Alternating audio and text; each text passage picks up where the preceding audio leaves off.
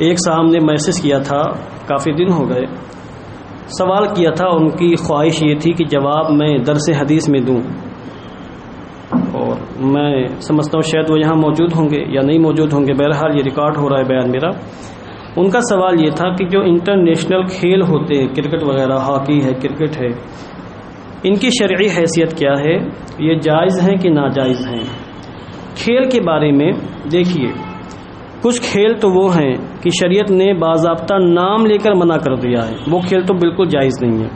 کبوتر بازی، حضور کے زمانے میں، زمانے جاہلیت میں کبوتر بازی ہوتی تھی، ناجائز ہے۔ جانوروں کو بھیڑانا، لڑانا، مقابلہ کروانا، چاہے تیتر کا مقابلہ ہو، کسی بھی جانور کا مقابلہ ہو، یہ بھی ایک قسم کا کھیل ہے۔ آج تو اس کو بہت بڑے پیمانے پر کیا جاتا ہے، پیسہ سٹا لگایا جاتا ہے، خرچ کیا جاتا ہے، ناجائز و حرام ہے۔ شطرنج کھیلنا یہ ناجائز و حرام ہے، اور وہ سارے کھیل جو شطرنج کی طرح جیسے لوڈو ہے، کیرم ہے، یہ سارے کھیل حرام و ناجائز ہیں۔ مکے بازی، باکسنگ، یہ بھی ایک قسم کا کھیل ہے، تو یہ بھی ناجائز و حرام ہے، چونکہ اس میں دوسرے کو تکلیف پہنچانا ہوتا ہے، کسی کا دانت ٹوٹتا ہے، کسی کا کان پھٹتا ہے، کسی کا گال پھٹ جاتا ہے، کسی کا ہاتھ پیر ٹوٹ جاتا ہے، اور جب مقابلہ ہوتا ہے تو بس ایک دوسرے کو مارنے کی پوری کوشش، جو زیادہ مکے مار لے جائے وہ جیت جاتا ہے، اگلے کا چاہے ہاتھ ٹوٹے، چاہے پیر ٹوٹے، چاہے سر پھٹ جائے، اسے لینا دینا نہیں۔ اور قصاص اور تاوان بھی کچھ واجب نہیں ہوتا، اس میں گارنٹی نہیں ہوتی، مر بھی سکتا ہے، اور کئی ایسے کیس ہوئے بھی ہیں کہ کسی کی نس پھٹی ہو، انسان مر گیا۔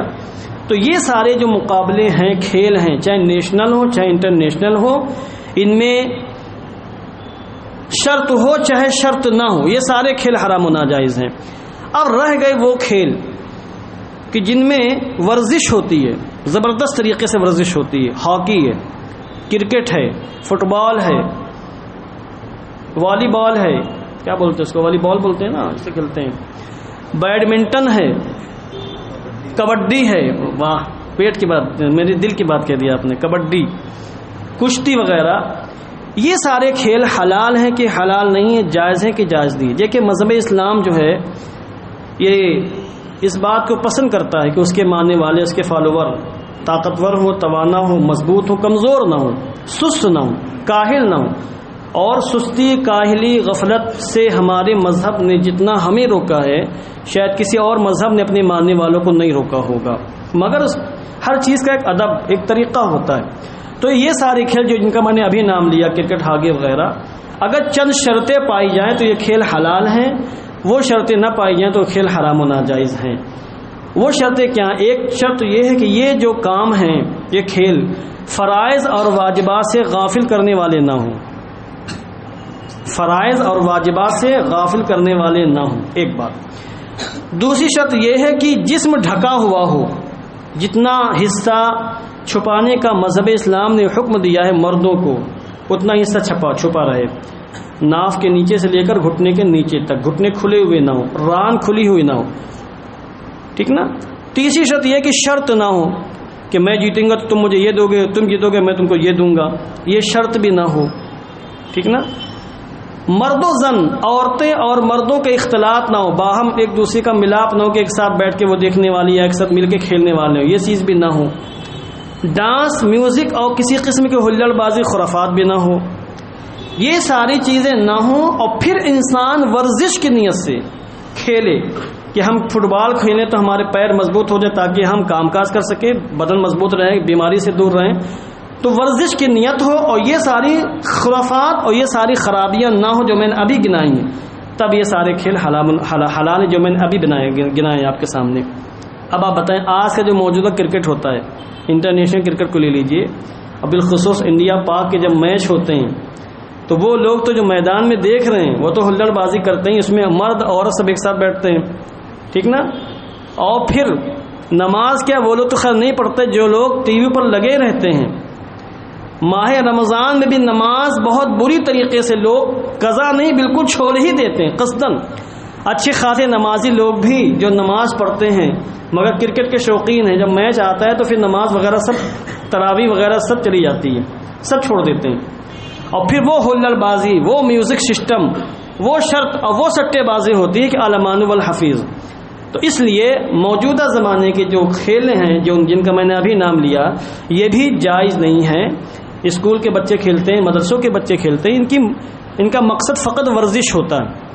یہ لوگ بھی اگر شرط لگا کے کھیلنا شروع کر دیں تو یہ سارے کھیل بھی ناجائز و حرام ہو جائیں گے۔ یہ ساری چیزیں اگر ہوں تب کھیل حلال ہیں، جائز ہیں، درست ہیں، اور یہ چیزیں اگر نہ ہو جو میں نے ابھی گنائی تو پھر یہ سارے کھیل حرام و ناجائز اور نادرست ہیں۔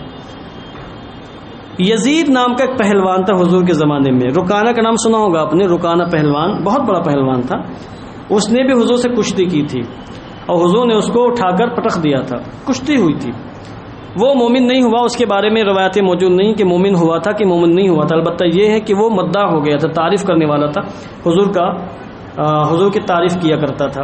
اس کے ایمان کے بارے میں ساری روایتیں میری نظر سے نہیں گزری ہیں۔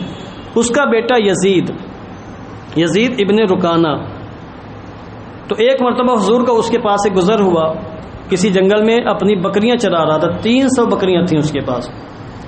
تو اس نے کہا کہ اے محمد اگر تم مجھے پچھاڑ دو تو مجھے پچھاڑ سکتے ہو؟ تو حضور نے فرمایا اگر میں تمہیں پچھاڑ دوں تو مجھے کیا دو گے؟ شرط اگر ایک جانب سے ہو تو حلال ہے، ہمارا آپ کا مقابلہ ہو، ہم آپ سے کہیں کہ اگر تم مجھے پچھاڑ دو گے تو میں تم کو اتنا دوں گا بس، اور میں تم کو پچھاڑ دوں تم مجھے کیا دو گے، یہ نہ ہو، ایک جانب سے، فقط ایک جانب سے۔ تو حضور نے کہا کہ اگر میں تم کو پچھاڑ دوں کیا دو گے؟ تو کہا 100 بکریاں دوں گا۔ مقابلہ ہوا، حضور نے اس کا سینہ زمین پر لگا دیا، وہ تعجب میں کہ مجھے تو آج تک کوئی ہرا نہیں سکا ہے، اور میں کڑیل جوان ہوں، پہلوان ہوں، اور یہ محمد عربی 50-60 سال کی ان کی عمر، اور انہوں نے مجھے پچھاڑ دیا۔ کہا پھر سے مقابلہ ہو جائے۔ حضور نے فرمایا اب کیا دو گے؟ کہا 100 بکریاں اور دے دوں گا۔ پھر مقابلہ ہوا، پھر حضور نے ایک ہی بار میں اس کو اٹھا کر زمین پہ ٹھسک دیا اور اس کے سینے پر سوار ہو گئے۔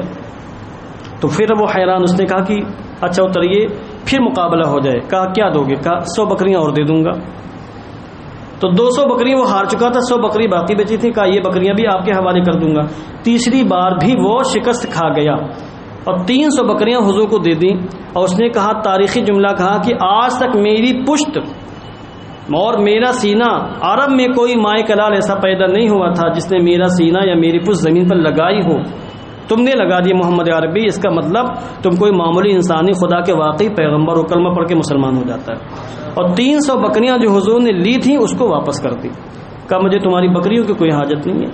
تو آج بھی کبڈی وغیرہ کھیلی جائے اور پورا لباس ہو نیچے تک، یہ گھٹنا وغیرہ کھلا ہوا نہ ہو، کوئی شرط نہ ہو، ورزش کی نیت ہو، بس حلال ہے، کوئی حرج کی بات نہیں۔ تو شریعت اسلامیہ نے منع نہیں فرمایا، بس یہ کہ ضابطے مقرر فرمائے، اگر کوئی انسان ان ضابطوں کے اندر رہ کر کرتا ہے تو بالکل کوئی ممانعت نہیں ہے۔